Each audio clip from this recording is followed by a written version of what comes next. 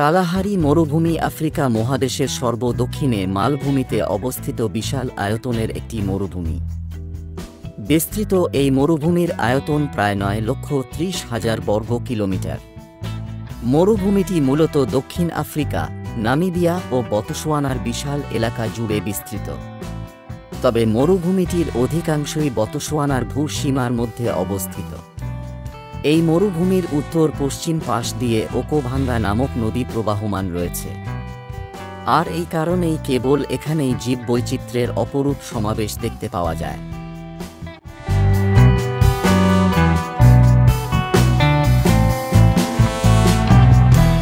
বর্তমানে কালাহারি মরুভূমি বিভিন্ন প্রজাতির উদ্ভিদ ও পশু পাখির গুরুত্বপূর্ণ আবাসস্থল।